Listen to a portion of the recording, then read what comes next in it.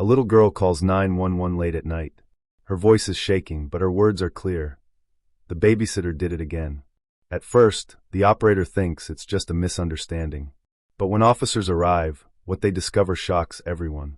A hidden truth buried for years finally comes to light. And this one call changes everything forever. Where are you watching this story from? I love knowing where my viewers are tuning in across the world. Now let's begin. The evening sky was painted in shades of amber and violet as the small town of Willow Creek settled into its nightly rhythm. Porch lights flickered on. The scent of dinner drifted from open kitchen windows. It was the kind of town where nothing terrible ever seemed to happen. But that illusion shattered at 7:16 p.m. on a quiet Thursday. Inside the Willow Creek Police Department, Officer Daniel Hart was finishing up paperwork from a minor traffic stop. At 36, he was a seasoned officer who had traded city chaos for small-town calm. He wanted a quieter life for his 9-year-old son, Liam. But peace has a way of disguising danger, and Daniel was about to discover that sometimes evil hides in plain sight. The shrill ring of the 911 emergency line cut through the comm office. Daniel picked up the receiver with his usual calm authority. 911, what's your emergency? For a moment, silence. Then the soft, trembling voice of a little girl. Please help me, she whispered. The babysitter, he did it again. Daniel straightened in his chair, his pen clattering to the desk.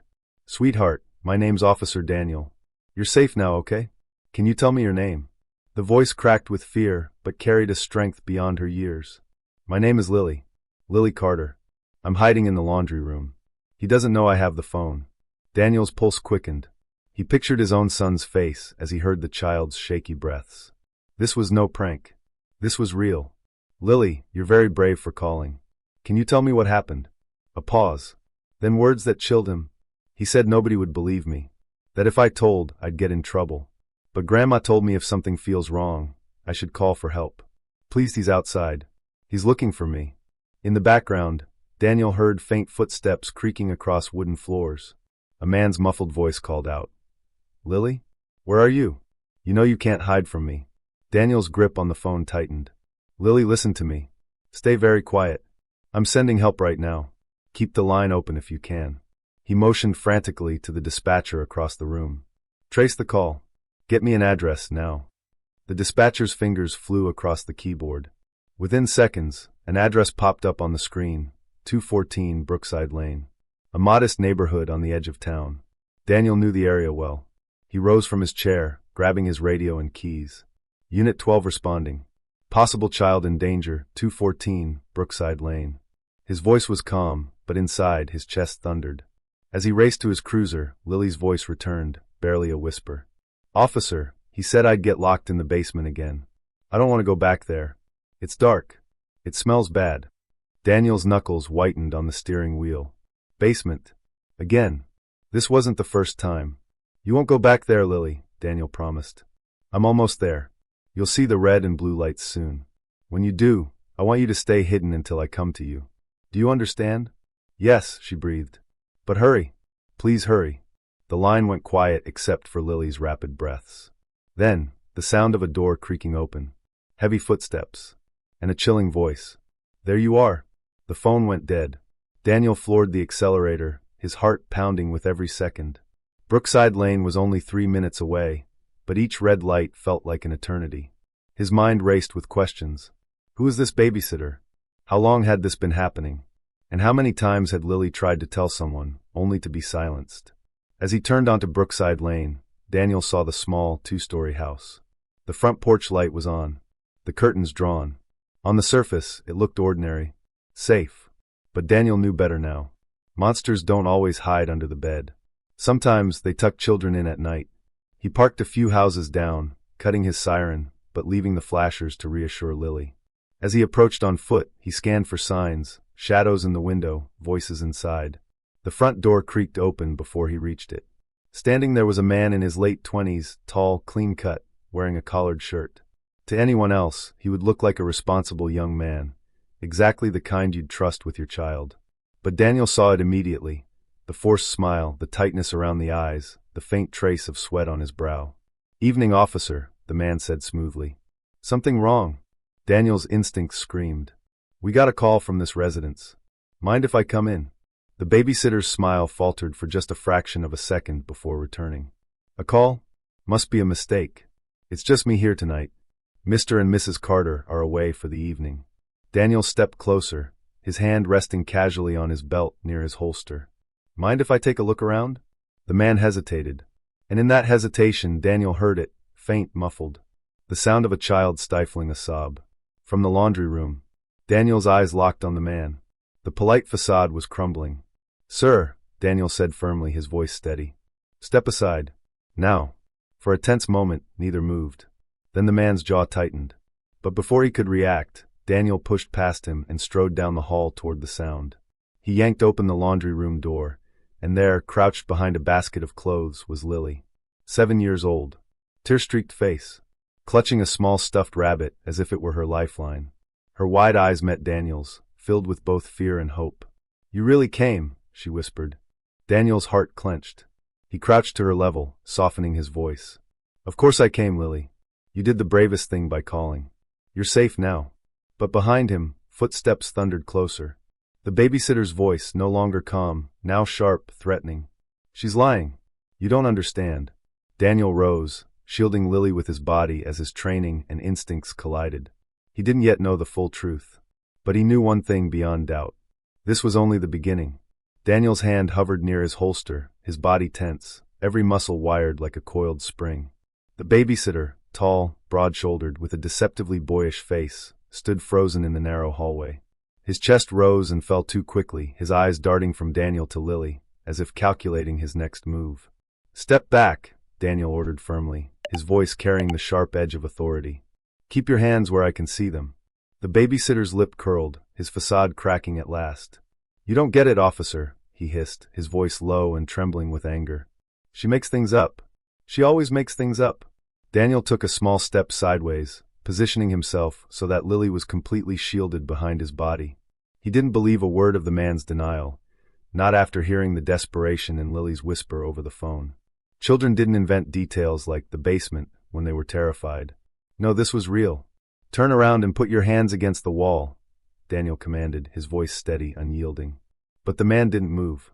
His fists clenched at his sides, his jaw set, his nostrils flaring with barely controlled rage. "Now," Daniel barked. His hand shifted closer to his holster. Finally, the babysitter lifted his hands, but his defiance burned in his eyes. "You're making a mistake," he muttered. "You're going to ruin everything." Daniel's radio crackled at his shoulder. "Unit 12, backup is 2 minutes out." 2 minutes. It felt like forever. Daniel kept his focus locked on the babysitter as he spoke softly over his shoulder to Lily. "Stay behind me, sweetheart. Don't move no matter what." Lily clutched her stuffed rabbit tighter, her knuckles white, her small body trembling. She didn't answer, but Daniel could feel her eyes on him, watching, waiting, trusting him completely. The babysitter shifted slightly, his weight rocking onto the balls of his feet. Daniel recognized the stance. He was about to bolt. "Don't even think about it," Daniel warned. But the man smirked suddenly, a flash of arrogance breaking through the tension. "You really think you're the hero here? You don't know what's going on. You don't know what she's like." And then, without warning, he lunged, not toward Daniel, but toward the hallway leading deeper into the house. Daniel reacted instantly, surging forward, his shoulders slamming into the man's side. They crashed against the wall, a picture frame clattering to the floor and shattering into pieces. The man twisted, his elbow jabbing back, catching Daniel hard in the ribs. Pain flared, but Daniel held on, wrestling him toward the ground. "Run, Lily," Daniel shouted. "Get outside." The little girl's terrified footsteps pattered across the wooden floor, the sound disappearing toward the front door. Relief flickered in Daniel's chest even as he struggled to pin the man's arms. The babysitter snarled, his strength surprising. "You don't get it. She belongs to me." The words sliced through Daniel's mind like a blade. "She belongs to me." Adrenaline surged, lending Daniel the strength to slam the man face down onto the floor. He yanked his cuffs from his belt and snapped one around the man's wrist, then the other, locking them tight. The babysitter thrashed, but it was useless now. "You're under arrest," Daniel growled, breathless. "Anything you say can, and will be used against you." The man spat onto the floor, his eyes wild. "You're too late," he whispered. "It's already been done." Before Daniel could demand what he meant, the front door burst open. 2 uniformed officers swept in, their flashlights slicing through the dimly lit house. Behind them, Lily stood trembling on the porch, hugging her rabbit, tears streaking her cheeks. "Officer Hart, status?" one of the officers called out. "Suspect restrained," Daniel answered, hauling the man to his feet. "Get him out of here." As the other officers led the babysitter away, still muttering under his breath, Daniel crouched down to Lily's level. "You did so well, Lily," he said gently, brushing a strand of hair from her tear-streaked face. "You're safe now." But Lily's wide eyes didn't hold relief. Instead, they brimmed with something darker, confusion, dread, a weight far too heavy for a 7-year-old to carry. "Officer," she whispered, her voice barely audible. He said if I told, they'd never believe me. That I'd just go back. He said they'd send me back to him." Daniel's chest tightened. "Not anymore. You're not going back there, I promise." She shook her head fiercely, clutching her rabbit, so tightly its fabric ears bent. "You don't understand. It's not just him. It's more." Grandma tried to tell, but nobody listened. Nobody ever listens. Daniel's blood ran cold. "More?" Before he could ask, Lily flinched at the sound of her parents' car pulling into the driveway. Headlights swept across the porch as a sleek SUV rolled up. The doors opened, and Mr. and Mrs. Carter hurried out, their faces etched with panic. "Lily!" Mrs. Carter cried, rushing forward to scoop her daughter into her arms. "Oh my God, baby, are you okay? What happened?" Lily clung to her mother, silent tears streaking her face. Daniel rose slowly, his eyes narrowing as he studied the parents. Mr. Carter's face was pale, his jaw tight, his eyes darting nervously toward the patrol car where the babysitter now sat in the back seat, restrained. "What's going on here?" Mr. Carter demanded, his tone sharp. "Why is Jeremy in handcuffs?" Daniel folded his arms across his chest. "We received a 911 call from your daughter. She claimed the babysitter hurt her. I arrived to find her hiding, terrified, and your babysitter attempting to flee." Mrs. Carter gasped, clutching Lily tighter. No, that can't be right. Jeremy's been with us for years. He's like family. He'd never." "Ma'am," Daniel cut in gently but firmly. "Children don't make 911 calls like that for no reason. Something happened tonight." Mr. Carter stepped forward, his voice rising. "This is ridiculous. Jeremy's a good man. He takes care of Lily when we're busy. She must have misunderstood something." Daniel's jaw tightened. He'd heard it all before. The excuses, the denial, the desperate attempts to keep ugly truths buried. "Sir," he said evenly, "with all due respect, your daughter was terrified enough to call 911. She described being locked in the basement. That's not a misunderstanding." Mr. Carter's face flushed with anger, but before he could respond, Lily tugged weakly at her mother's sleeve. "Mommy," she whispered, her voice breaking, "please don't let them send me back." The raw desperation in her tone silenced everyone. Mrs. Carter's face crumpled, torn between disbelief and dawning horror. Daniel crouched again, lowering his voice so only Lily could hear. "What did you mean earlier, Lily? When you said it's more than just him?" Lily's gaze flickered toward her parents, then back to Daniel. Her lips trembled, as if she wanted to speak but couldn't. Finally, she whispered a single chilling sentence. "Grandma tried to tell." And then she disappeared. The words struck Daniel like a blow. His stomach knotted, his pulse pounding in his ears. Grandma disappeared. This wasn't just about a babysitter. This was something bigger, something buried deep within this seemingly perfect family. Before Daniel could press further, the dispatcher's voice crackled over his radio. "Unit 12, we've got additional reports tied to that address. You might want to step outside for this." Daniel stood slowly, his eyes never leaving the Carters. Mrs. Carter's tears streamed freely now, but Mr. Carter's expression had hardened into stone. He looked less like a concerned father and more like a man cornered. Something about this entire scene gnawed at Daniel's instincts. And in that moment, standing in the warm glow of the porch light while the cool night air wrapped around him, Daniel realized one thing with absolute certainty. The babysitter was only the beginning. The night had grown darker by the time Daniel stepped away from the porch, his radio still hissing softly against his shoulder. The other officers had secured Jeremy, the babysitter, in the back of the cruiser, but Daniel's gut told him this wasn't over. In fact, it was only beginning. The dispatcher's voice still echoed in his mind. Additional reports tied to that address. That phrase alone gnawed at him like an itch he couldn't scratch. He took a steadying breath, casting a glance back toward the house. Mrs. Carter cradled Lily tightly, her face streaked with tears, whispering soothing nonsense to her daughter as if words alone could undo the terror of the evening. Mr. Carter, however, remained rigid, his arms folded, his eyes fixed on Daniel with a look that was half anger, half warning. Daniel had been in law enforcement long enough to recognize the signs. This wasn't just panic. It was fear of exposure. He keyed his radio. "Dispatch, clarify. What reports are we talking about?" The line crackled before the reply came, clipped and clinical. "Anonymous calls over the last 2 months. Same address. Reports of screams at night. Possible domestic disturbance. No action taken due to lack of evidence." Daniel froze. 2 months. Screams. His chest tightened, rage simmering under his calm exterior. The system had failed this child once already. He wasn't about to let it happen again. Turning back toward the porch, he strode up the steps, his boots heavy on the wooden planks. "Mr. Carter," he began evenly, "we need to talk about those reports." The man's eyes flickered, just for a second, before narrowing. "Reports? What reports?" "Your neighbors," Daniel said, holding his gaze. "They've been calling. Hearing screams. And not just once." Mrs. Carter stiffened, clutching Lily tighter. That can't be true. We've never." But Lily's small voice cut through the night, soft but steady. "They didn't believe Grandma either." The words hung in the air like a blade. Daniel crouched again, careful not to push too hard, but he needed answers. "Lily, sweetheart, can you tell me what happened to Grandma?" Lily's eyes darted toward her parents. Fear rooted her in place, but her lips parted just enough to whisper. "She went into the basement. And she never came back." Mrs. Carter gasped sharply. Mr. Carter's face went pale, then hard as stone. "Enough," he snapped. His voice was sharp, almost frantic. "Officer, my daughter has been through a traumatic evening. She's confused. She doesn't know what she's saying." But Daniel wasn't buying it. "Sir, I need access to your basement." The silence that followed was deafening.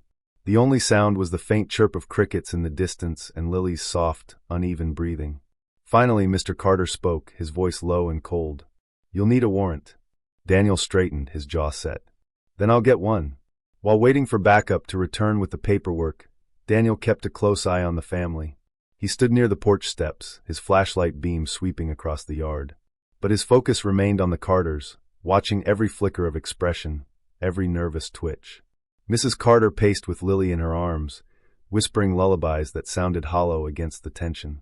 Mr. Carter stood near the door, his body angled like a guard dog blocking entry. It was only 20 minutes later when a judge signed the emergency order, granting access. By then, the night was colder, heavier, the house looming like a predator waiting for its prey. With warrant in hand, Daniel approached. "Mr. Carter, step aside. We're searching the basement." The man's face twisted with fury. "You can't just..." But before he could finish, Mrs. Carter broke. Her voice cracked, loud and desperate. "Stop it, David. Just stop. We can't keep doing this." The outburst stunned everyone. Mr. Carter's head snapped toward her, his eyes blazing with betrayal. "Not here. Not now," he hissed. Mrs. Carter clutched Lily tighter, her entire body trembling. I can't keep lying. She deserves to know the truth. They all do." Daniel's heart hammered as he motioned for 2 officers to secure Mr. Carter. Resistance flared in the man's eyes, but with his wife's words still hanging in the air, his fight seemed to drain. He didn't resist when they grabbed his arms. Turning to Mrs. Carter, Daniel softened his voice. "Show me the basement." She hesitated, her lips trembling, then finally nodded. With Lily still in her arms, she led Daniel through the narrow hallway and down to a heavy wooden door at the back of the house. The door was old, scarred, its brass handle dulled with years of use. Mrs. Carter's hand shook as she passed Lily gently into Daniel's arms. "Don't let her go down there," she whispered. "Please." Daniel nodded, passing Lily to one of the officers waiting nearby. The little girl clung to her rabbit, her wide eyes locked on the door as if it held all the nightmares she'd ever known. With a deep breath, Daniel reached for the handle. It resisted, locked. He signaled for the crowbar. With one sharp heave, the door splintered open, the hinges groaning as it swung inward. A cold draft rushed out, carrying with it a smell that made Daniel's stomach churn, dampness, mildew, and something metallic, something foul. The basement stretched into darkness. Flashlights clicked on. Beams cut through the black, illuminating stone walls lined with shelves, old boxes stacked high, and Daniel's breath caught, a chair in the center of the room. A single chair. Its legs scuffed, its arms worn.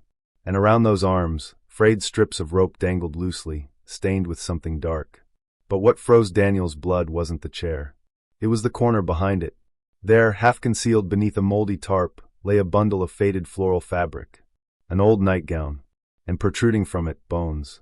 The room fell silent, the weight of discovery crushing everyone present. Daniel stepped closer, his flashlight trembling in his hand. The bones were fragile, brittle with time, but unmistakably human. A wedding ring clung stubbornly to one skeletal finger. "Grandma," Daniel whispered. Behind him, Mrs. Carter collapsed against the wall, sobbing uncontrollably. I told him this would destroy us." Daniel's jaw tightened, rage and sorrow warring within him. He turned toward her, his voice a low growl. "How long?" Her sobs grew harsher. 3 years. She found out what Jeremy was doing. She tried to stop him. David, he said no one would believe her, that she'd ruin everything. "I didn't stop him. I should have. Her words dissolved into incoherent cries. The truth hit Daniel like a hammer. This wasn't just a sick babysitter. This was a family built on silence, lies, and cover-ups. A grandmother who tried to protect her granddaughter had vanished, murdered to keep her quiet. And the parents complicit, willing to sacrifice justice for the sake of appearances. Behind them, Lily's small voice echoed softly from the top of the stairs. "I told you," Grandma tried to tell. Daniel's throat tightened. The little girl's eyes, wide and innocent, carried the weight of horrors no child should ever witness. By the time the coroner arrived to remove the remains, the Carters were both in custody. Jeremy sat in a separate cruiser, his face pale and twisted with rage. The once perfect facade of the Carter household had shattered completely. As Daniel stood in the yard, the night air cool against his sweat-damp skin, he glanced down at Lily.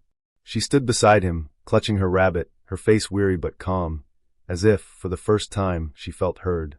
He knelt beside her, his voice gentle. "You're so brave, Lily. You saved yourself tonight. And you saved others, too." Her eyes lifted to his, glimmering with a mix of fear and hope. "Will Grandma be okay now?" Daniel swallowed hard, forcing down the lump in his throat. "Grandma's resting now. And everyone's going to know what really happened. She won't be forgotten." Lily nodded slowly, pressing her rabbit to her chest. For the first time, a faint flicker of relief crossed her face. But as Daniel rose, his eyes swept once more over the darkened house. A thought gnawed at him, a thought he couldn't shake. If the Carters had hidden this for so long, what else had been buried? The investigation wasn't over. Not by a long shot. And as the first rays of dawn threatened the horizon, Daniel made a silent vow: no more secrets would stay buried here. The dawn crept slowly over Maplewood Street, painting the rows of manicured houses in pale gold. Yet the Carter residence stood apart, its windows dim and lifeless, the lawn littered with flashing lights and crime scene tape. For the first time in years, its picture-perfect image was shattered, leaving only the ugly truth behind. The neighbors had gathered in small clusters at the edges of their driveways, whispering among themselves, their curious eyes darting between the police cruisers and the basement door that had been left ajar. To them, this wasn't just a scandal. It was confirmation of the whispers they had dismissed, the oddities they had quietly swept aside. Detective Daniel Hayes stood at the curb, his arms folded as he watched the scene unfold. The Carters had been taken into custody hours ago, Jeremy shackled in another vehicle, but Daniel's mind hadn't rested since. Something gnawed at him, something beyond the horror of a grandmother's body hidden in a basement. It was Lily's words that replayed in his head. Grandma tried to tell. If the grandmother had tried to speak, who else had heard her? And who else had chosen to stay silent? Daniel pulled his notepad from his pocket, flipping it open as he scanned the neighborhood. The Carters' house wasn't isolated. It was part of a close-knit suburban community where everyone knew everyone.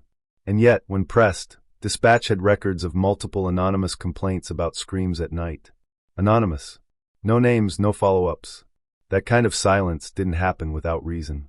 He approached the first cluster of onlookers, a pair of middle-aged women clutching steaming mugs of coffee, their faces pale with shock but their eyes glimmering with curiosity. "Morning," Daniel greeted flatly, showing his badge as though they needed the reminder.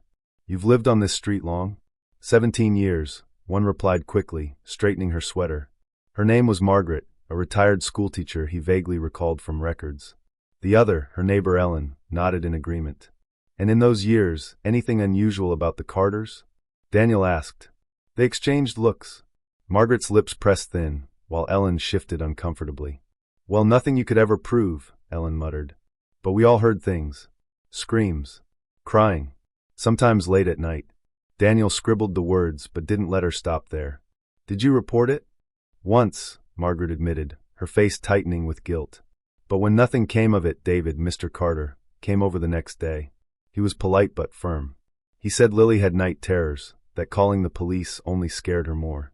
Made us feel like we'd made it worse. Ellen added quietly. After that, nobody wanted to be the one to stir trouble. He had a way of making you doubt yourself. And the Carters always looked so perfect on the outside. She gestured weakly toward the house. Block parties, PDA meetings, fundraisers. They were the couple everyone envied. Daniel's jaw tightened. Perfect masks, he muttered. As he turned away, his eyes drifted to a man standing apart from the crowd, older, gaunt, his face shadowed under a baseball cap. Unlike the others, he wasn't whispering. He wasn't watching in shock. He was staring straight at Daniel. The detective's instincts prickled. He crossed the street, boots crunching against gravel, and stopped a few feet away. You live around here? The man nodded slowly. Next door. Name's Howard. His voice was raspy, carrying years of cigarettes. Been here since before the Carters moved in. Daniel studied him. And what did you hear? Howard's eyes darkened. Enough to know you people should have been here sooner. The bitterness in his tone wasn't directed at Daniel personally, but at the badge he wore. Daniel didn't flinch. Go on. Howard's gaze flicked toward the Carter house. I heard the screams, same as everyone else. But I also saw things. Jeremy, his lip curled in disgust. That boy was trouble the moment he showed up. Too old to be babysitting a kid like Lily. Always hanging around even when the parents weren't home. I saw him sneaking in at night more times than I can count. Once, I tried to confront him. David came over the next day, furious. Told me to mind my business if I wanted to stay on good terms with the homeowners association. Daniel's pen froze on the page. Hoa! Howard snorted. Yeah, David Carter wasn't just a neighbor. He was on the board. Kept everything neat, tidy, quiet. People who complained too much suddenly had fines, warnings, threats of lawsuits. Folks learned real fast that keeping their mouths shut was easier. Daniel felt his chest tighten. This wasn't silence born of ignorance, it was engineered silence. David had woven himself into the very structure of the neighborhood, controlling the narrative, punishing dissent. A man like that didn't just bury secrets in his basement, he buried them in the community. And the grandmother? Daniel pressed. Howard's eyes flickered. For the first time, his hardened expression faltered, revealing something almost like fear. I saw her once. Middle of the night, about 3 years back. She was banging on my door, frantic. Said she had proof. Said she was going to the police. Before I could even react, David pulled up in his car. He was calm, smiling, said she'd gotten confused and wandered out. Took her back home. Daniel's blood ran cold. That night was likely the grandmother's last. Why didn't you come forward? Daniel asked, though he already knew the answer. Howard's jaw worked. Because the next week, my mailbox was smashed. My wife's car tires slashed. David didn't say a word, but I knew. Everyone knew. You didn't cross him. The weight of Howard's words pressed down on Daniel like lead. This wasn't just one family's darkness. It was a rot that had spread through the whole neighborhood, festering under manicured lawns and white picket fences. Before he could ask more, his radio crackled to life. Detective Hayes, you'll want to see this. We found something in Jeremy's phone records. Daniel excused himself, striding back toward the patrol car where an officer handed him a tablet. The data on the screen made his stomach clench. Dozens of messages, late-night calls, encrypted apps. Not just to Jeremy's friends, but to other addresses. Other families. This isn't isolated, the officer muttered grimly. Jeremy wasn't working alone. Daniel scrolled, his eyes widening. The logs suggested a network, subtle but deliberate. Messages about quiet kids, coded exchanges about playdates and sleepovers. It was sickening. The detective's throat went dry. Get warrants for every contact. Every address. As the officers scrambled, Daniel turned back toward the crowd of neighbors. Their whispers had grown louder, panic lacing their voices now. Some were already retreating into their houses, pulling curtains shut, as if the daylight itself had grown too dangerous.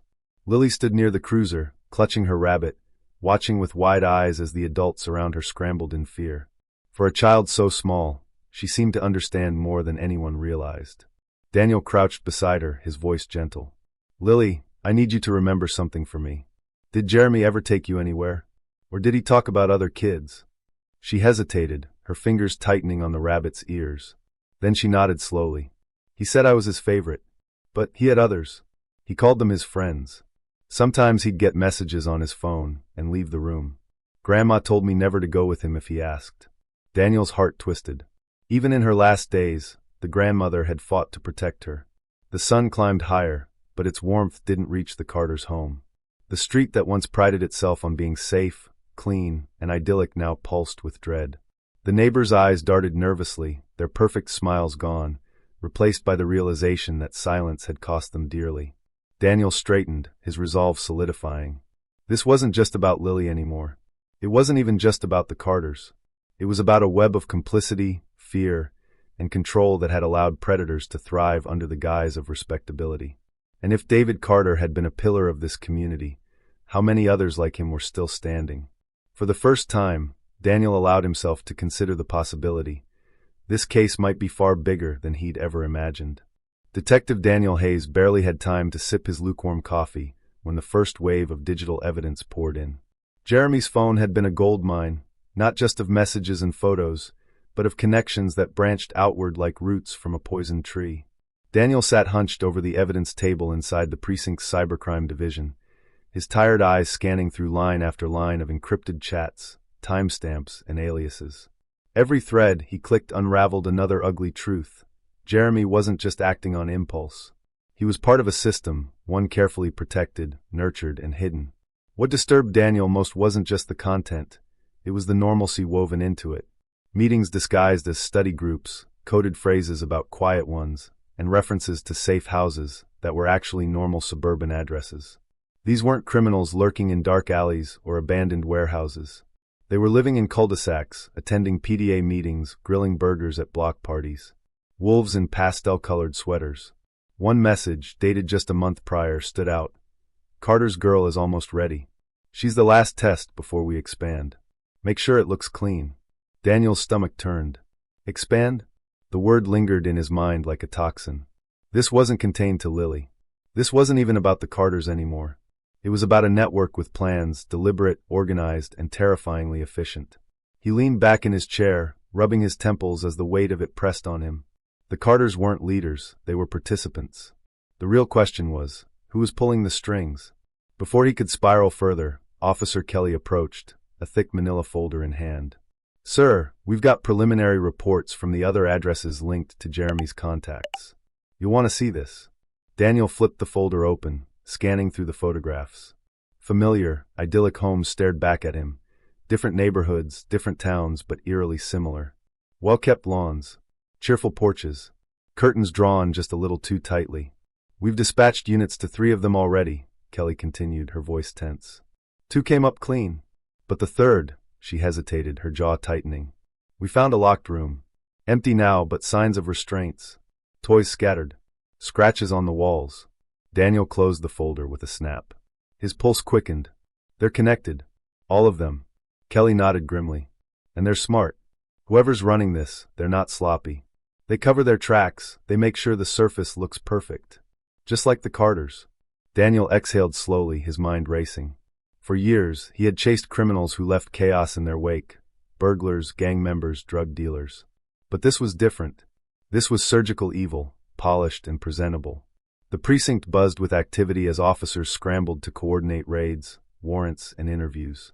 But amid the chaos, Daniel couldn't shake the gnawing thought. They've been hiding in plain sight. That night, he returned to Maplewood Street, unable to stay away. The house was quiet now, the tape fluttering in the cool wind.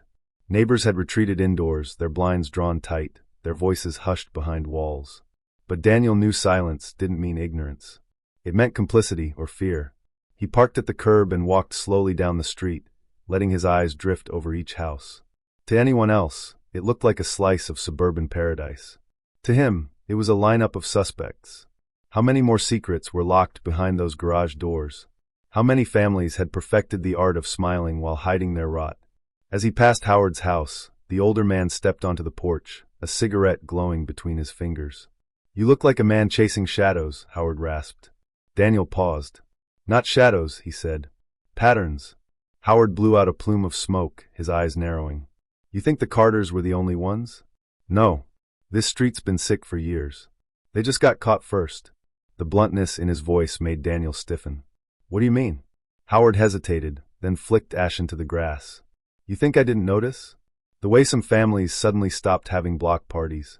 Kids that used to run around the cul-de-sac one summer, gone the next.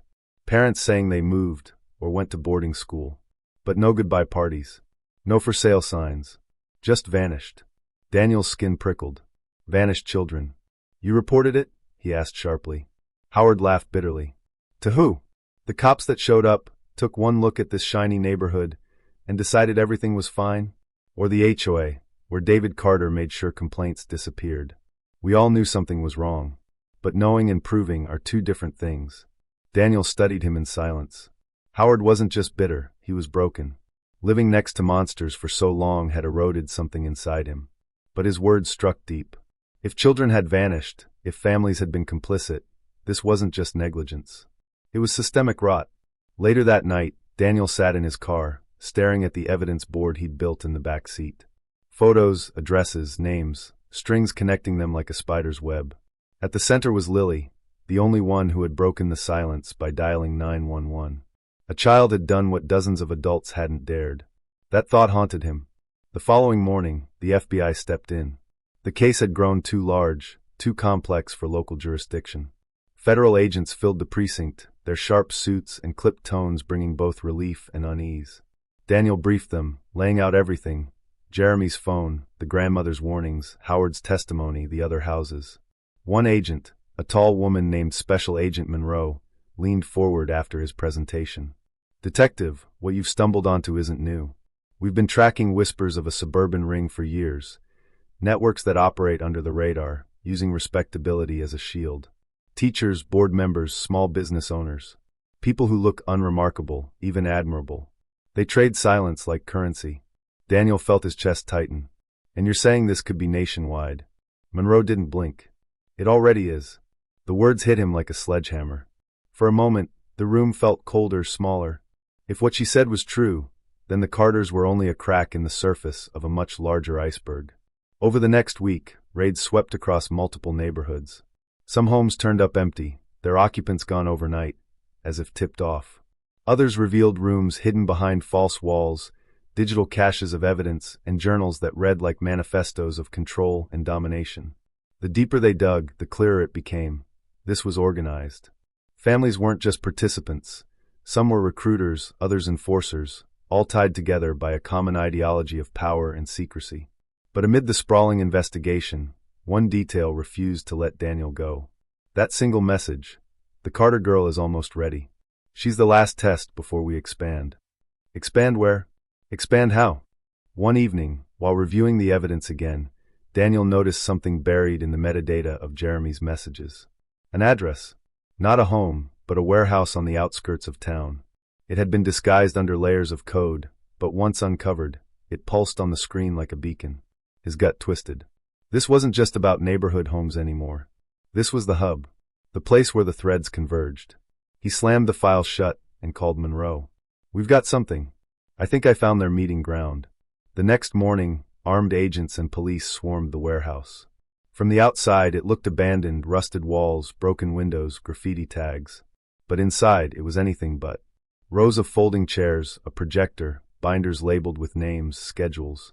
Files on children from multiple towns. Photos pinned neatly in rows. A map with red pins marking dozens of neighborhoods across the state. Daniel stood frozen in the center of it, his fists clenched. This wasn't chaos. It was order. Cold, calculated order. And as he stared at the pins stretching across the map, the chilling truth solidified. Lily's cry for help had cracked open the door, but behind it lay a monster far bigger than anyone imagined. The warehouse raid had shaken everyone. To the untrained eye, the place was just a decaying skeleton of steel and rust, another forgotten structure on the outskirts of town. But to Daniel and the team, it was a cathedral of horror, proof that the sickness wasn't confined to one family, one house, or even one neighborhood. It was a network, sprawling and insidious, hiding in plain sight. And standing in that warehouse, surrounded by files and photographs, Daniel realized Lily's desperate 911 call had not just saved her own life. It had cracked the facade wide open. Federal agents worked through the night, cataloging the evidence. Each binder was a dagger of truth, Detailed records of meetings, coded rosters of children, transactions that suggested money changing hands under the guise of fundraisers and community donations.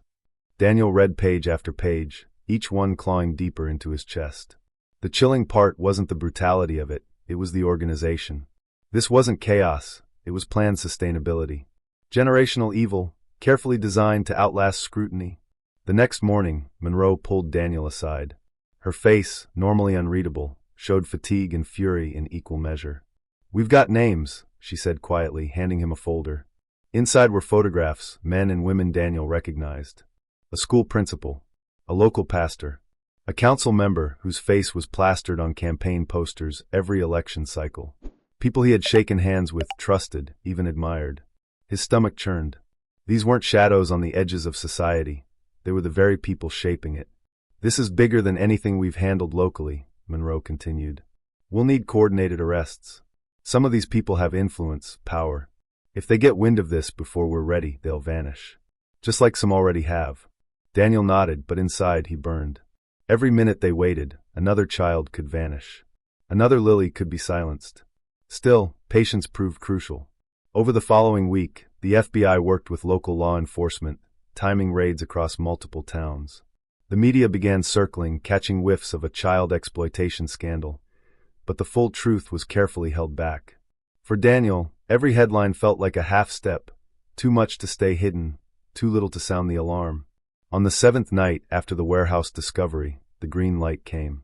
Arrests would begin at dawn. Teams had been dispatched across 3 counties, warrants signed and sealed. Daniel barely slept, pacing his apartment like a caged animal. His mind kept returning to Lily. Where was she now? Was she safe, cared for, shielded from the chaos her courage had unleashed? He wanted to believe so. She deserved peace more than anyone. At sunrise, the operation began. Squad cars rolled quietly through neighborhoods. Black SUVs carrying federal agents fanned out like hunters in a coordinated strike. Doors were broken down. Handcuffs clicked shut. For the first time in years, the wolves were being dragged into the light. Daniel personally accompanied the team to one of the most prominent names on the list, Reverend Thomas Graham, the local pastor. His church stood at the heart of town, a place families flocked to for comfort and guidance. Yet behind the stained glass and Sunday sermons, Graham had been a silent partner in the nightmare. When the agents entered, Graham was already awake, seated calmly in his study with a Bible open in front of him. He didn't resist. He didn't shout. He simply looked up, his eyes cold and almost amused. "You'll never kill it, you know," he murmured as they read him his rights. "Cut off one head, 2 more grow back. People like me are everywhere." Daniel clenched his fists but said nothing. He knew the man wanted a reaction, a moment of weakness. Instead, he focused on the sound of the cuffs snapping shut, a small, metallic promise that at least this one wolf would never walk free again. Across the region, the same scene played out. Principals, council members, business owners, all pulled from their comfortable lives, their carefully constructed masks ripped away. Some cried. Some shouted their innocence. Others, like Graham, went quietly, as if they had always known this day would come. The trials that followed stretched for months. Courtrooms overflowed with reporters, neighbors, and survivors' families. The evidence from the warehouse became the backbone of the prosecutions, a mountain too high for even the most expensive lawyers to climb. Slowly but surely, convictions rolled in. Life sentences. Decades behind bars. The system, for once, seemed to be working. But for Daniel, victory wasn't sweet. Every face he saw in the courtroom reminded him of Lily's. She had been the spark, the voice that dared to shatter silence. Yet her life, her innocence, had been carved open in the process. He often wondered if she knew what she had done, not just for herself, but for dozens of children who would never have to endure what she did. One evening, months after the arrests, Daniel received a letter. It was handwritten, the scrawl shaky but determined. He opened it carefully and found a simple message. "Thank you for listening to me when no one else did. I'm safe now. I still get scared sometimes, but they say that's normal. I want to be strong like you. Lily." Daniel sat at his desk for a long time, the letter trembling in his hands. For the first time in months, he let himself weep, not out of grief, but out of relief. Lily was alive, healing, and maybe, just maybe, that was enough. The neighborhood of Maplewood never fully recovered. Houses were sold, families moved, and the once perfect suburban facade lay cracked and broken. But maybe that was better. Perfection had been a mask, a lie. Now at least there was truth. For Daniel, the case marked the beginning of a new mission. He stayed on with the FBI task force, dedicating his career to hunting down the hidden networks that thrived in the shadows of respectability. He knew Monroe was right. The Hydra would grow new heads. But he also knew that for every Lily who found the courage to speak, for every detective willing to listen, another crack would form in the walls these monsters built. And sometimes one crack was all it took to bring the whole structure crashing down. As he pinned Lily's letter on the corkboard above his desk, Daniel whispered a quiet promise to himself. I will keep fighting, until the silence is gone, until the children are safe. The case of the Carters, the warehouse, and the sprawling network would go down in headlines as one of the most shocking suburban scandals of the decade. But beneath the sensationalism, at its very core, was the bravery of a little girl who dared to pick up a phone and say the words no one else would. The bus driver did it again. Those words had been the thread that unraveled a monster's web. If you found this story gripping, don't forget to like, share, and subscribe for more unbelievable real-life stories. Thank you for watching.